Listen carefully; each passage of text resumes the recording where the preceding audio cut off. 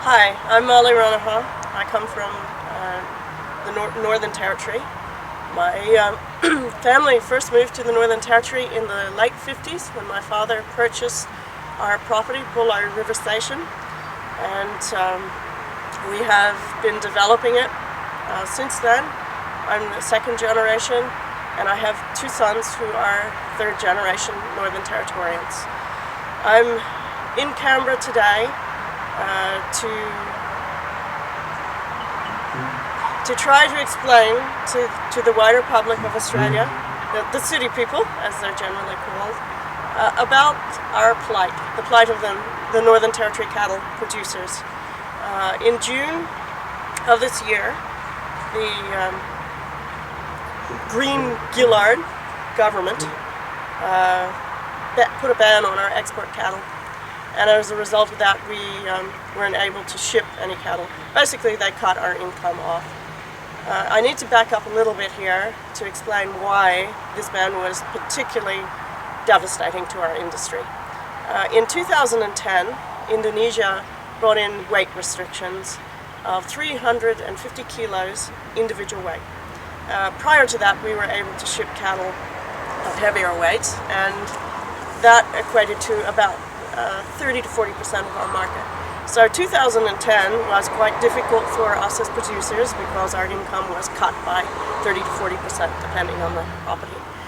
We then went into the 2010 wet season, which is one of the biggest on record, I think 70-year high, they say. It started, in our particular case, early.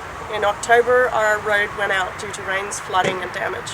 So that was the last time that we trucked cattle to go on export ships. It varies depending on the access roads of each property, but nonetheless, it started early for us all. And it went for a very long time. In our particular case, again, it was 2 months later than our normal starting time. And that was about the time, June the 6th, when Ms. Gillard and her government saw fit to stop all live export trade. At this point, we are now coming up to 11 months with no income. We have not shipped one single animal export since then. It took us a month to convince the government to lift the ban, and then Mr. Ludwig and Julia Gillard decided that despite lifting the ban, that they didn't see fit to issue any export permits. So 2 months later, we still hadn't shipped any cattle. Finally, they issued just 3,000 permits. Indonesia, on the other hand, as soon as the ban was lifted, immediately issued 180,000 permits for that quarter, but our government only issued 3,000. Considering there were over 25,000 cattle in holding facilities that have been in limbo for the many months it has taken us to turn the situation around, I find that appalling and pathetic. The people who have contracted these cattle will make nothing. To have to hold and feed them for 2 months is just unforgivable. Unfortunately, and I'll back up again here, I don't advocate cruelty to animals in any way, shape or form, and I don't personally know any farmers that are intentionally unkind to their livestock. Even if you were to be a hard-nosed business person and not someone who is softer like myself about my livestock, it doesn't make economic sense to be unkind to animals that are your business. So it just is, we as producers have been grossly misrepresented, and I would also like to point out that Indonesia has been grossly misrepresented. These animals are their business as well. They're worth a lot of money. And they have a reciprocal business to receive all these animals that we breed here. And that is, in a good year, up to 800,000 head. This is not a small industry. This is a billion-dollar export industry with one of the largest markets in the world, Indonesia. And we had a free trade agreement with Indonesia and Asia as a whole, which our government broke. At no point did they consult anybody in the industry.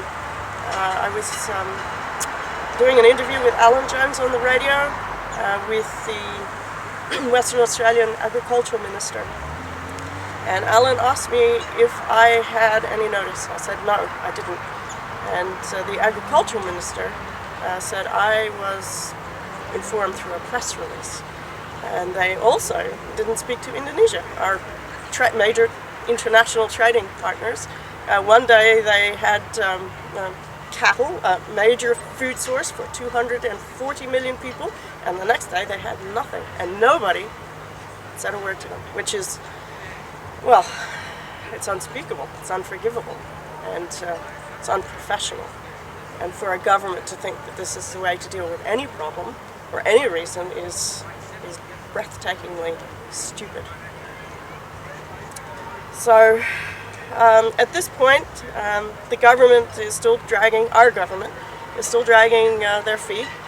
We did manage to lift the ban. It took us a month to get our first very small export permits. It has increased slightly at this point, but even though they have now released 120,000, our government, export permits, they are dragging the chain on accrediting the Indonesian abattoirs. So once again, they're holding up the process. This is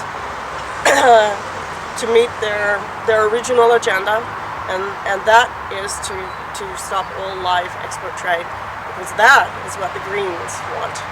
And to stay in power, Ms. Gillard needs to do what the Greens want.